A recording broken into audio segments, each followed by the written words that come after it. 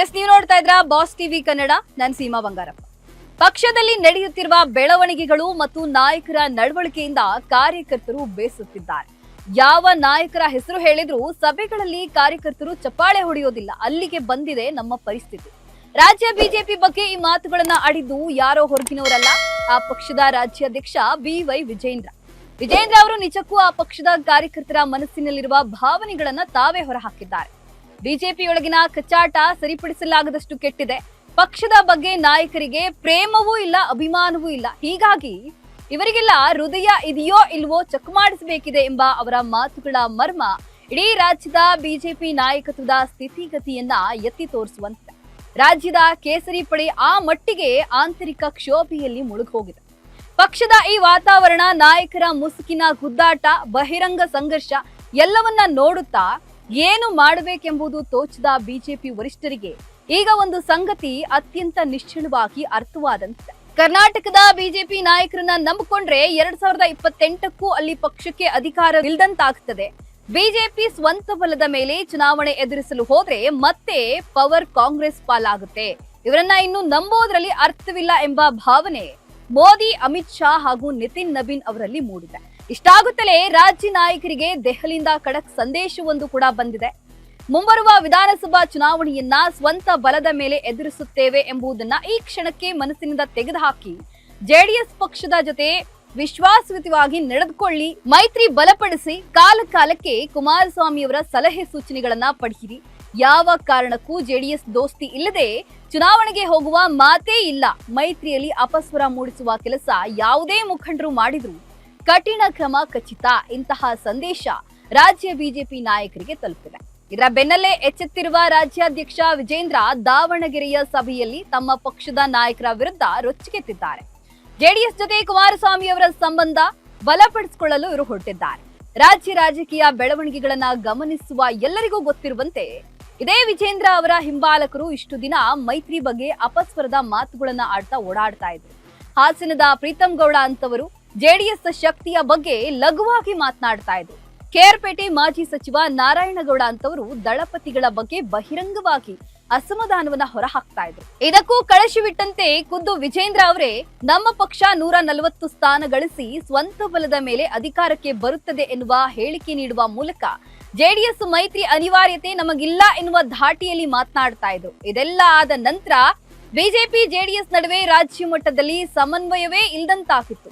ದೋಸ್ತಿಯಲ್ಲಿ ತಾಳಮೇಳ ತಪ್ಪು ಹೋಗಿತ್ತು. ಇದರ ಪರಿಣಾಮವನ್ನ ಇತ್ತೀಚೆಗಿನ ವಿಧಾನ ಪರಿಷತ್ ಚುನಾವಣೆಯಲ್ಲಿ ನೋಡುವಂತಾಯಿತು. ಬಿಜೆಪಿ ಶಾಸಕರು ಜೆಡಿಎಸ್ ಅಭ್ಯರ್ಥಿಗೆ ಮತ ಹಾಕಲು ಇಷ್ಟವಿಲ್ಲದೆ ಅಡ್ಡ ಮತದಾನ ಮಾಡೋ ಹಂತಕ್ಕೆ ಹೋಗ್ಬಿಟ್ಟಿತ್ತು. ರಾಜ್ಯ ಬಿಜೆಪಿಯಲ್ಲಿ ಒಂದು ಗುಂಪು ಜೆಡಿಎಸ್ ಮೈತ್ರಿ ಬಗ್ಗೆ ತೀವ್ರ ಅಸಮಾಧಾನವನ್ನ ಹೊಂದಿತ್ತು. ಇದೆಲ್ಲ ಗೊತ್ತಿದ್ದ ಕುಮಾರಸ್ವಾಮಿ ಅವರು ರಾಜ್ಯ ಬಿಜೆಪಿ ನಾಯಕರ ಸಹವಾಸವೇ ಬೇಡ ಎಂಬಂತೆ ನಮ್ಮ ಮಾತುಕತೆ ವ್ಯವಹಾರ ಏನಿದ್ರು ಕೇಂದ್ರ ನಾಯಕತ್ವದ ಜೊತೆ ಮಾತ್ರ ಎಂಬಂತೆ ಮುಗುಮ್ಮಾಗಿ ಉಳಿದ್ಬಿಟ್ಟಿದ್ರು. ಜೊತೆಗೆ ರಾಜ್ಯ ರಾಜಕಾರಣಕ್ಕೆ ರಿ ಎಂಟ್ರಿ ಕೊಟ್ಟು ಕಾಂಗ್ರೆಸ್ ಸರ್ಕಾರದ ವಿರುದ್ಧ ಹೋರಾಟವನ್ನ ಸಂಘಟಿಸತೊಡಗಿದ್ರು. ಕಳೆದ 1 ತಿಂಗಳಿನಿಂದಲಂತೂ ಡಿಕೆ ಶಿವಕುಮಾರ್ ಸರ್ಕಾರದ ವಿರುದ್ಧ ಅವರು ನಡೆಸುತ್ತಿರುವ ದಾಳಿಗೆ ಕೈಪಾಳಾಯ ಅಕ್ಷರಶಃ ಡಿಸ್ಟರ್ಬ್ ಆಗಿದೆ.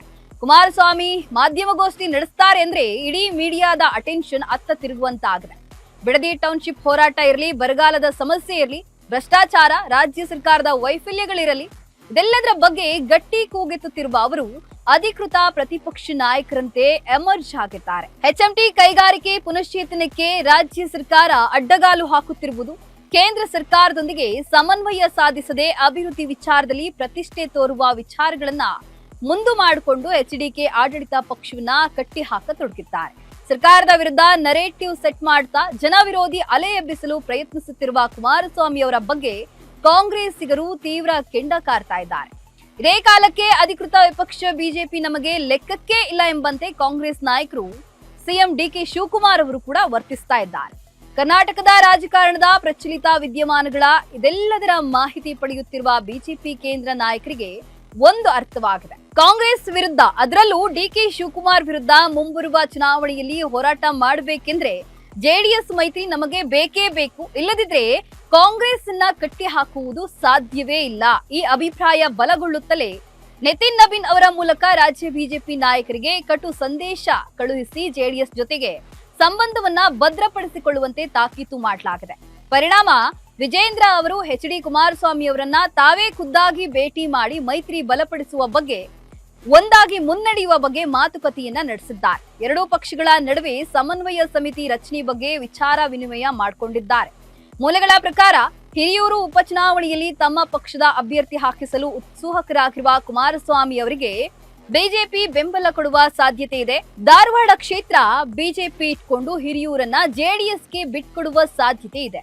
ಇದಲ್ಲದೆ ಮುಂಬರುವ ದಿನಗಳಲ್ಲಿ ಸಮನ್ವಯ ಸಮಿತಿ ಮೂಲಕ ಎರಡೂ ಪಕ್ಷಗಳು ಒಂದಾಗಿ ನಡೆಯಲು ಕಾರ್ಯಯೋಜನೆ ಸಿದ್ಧಪಡಿಸುವ ಕೆಲಸ ಕೂಡ ಆಗಲಿದೆ.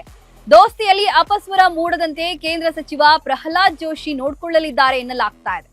ಒಟ್ಟಾರೆ ಬಿಜೆಪಿ ಹೈಕಮಾಂಡ್ ನಾಯಕರು ಕಿವಿ ಹಿಂಡಿದ ನಂತರ ರಾಜ್ಯ ಬಿಜೆಪಿ ನಾಯಕರು ಜೆಡಿಎಸ್ ಜೊತೆ ಒಂದಾಗಿ ನಡೆಯಲು ನಿರ್ಧರಿಸಿರುವಂತಿದೆ. ಮುಂದೇನಾಗುತ್ತೋ ಕಾದ್ ನೋಡ್ಬೇಕಾಗುತ್ತೆ. ಇದಾಗಿತ್ತು ಇವತ್ತಿನ ರಾಜಕೀಯ ವಿಶೇಷ. ಮತ್ತೊಂದು ವರದಿ ಜೊತೆ ಮತ್ತೆ ಸಿಗ್ತೀನಿ. ನಮಸ್ಕಾರ. ಲೇಟೆಸ್ಟ್ ಹಾಗೂ ಇಂಟ್ರೆಸ್ಟಿಂಗ್ ಸುದ್ದಿಗಳಿಗಾಗಿ ಬಾಸ್ ಟಿವಿ ಕನ್ನಡ ಚಾನೆಲ್ನ ಸಬ್ಸ್ಕ್ರೈಬ್ ಮಾಡಿ. ಹಾಗೆಯೇ ಬೆಲ್ ಐಕಾನ್ ಪ್ರೆಸ್ ಮಾಡಿ. ಇದರ ಜೊತೆಗೆ ಫೇಸ್ಬುಕ್, ಇನ್ಸ್ಟಾಗ್ರಾಮ್, ಎಕ್ಸ್ ನಲ್ಲೂ ಮಿಸ್ ಮಾಡದೆ ಫಾಲೋ ಮಾಡಿ.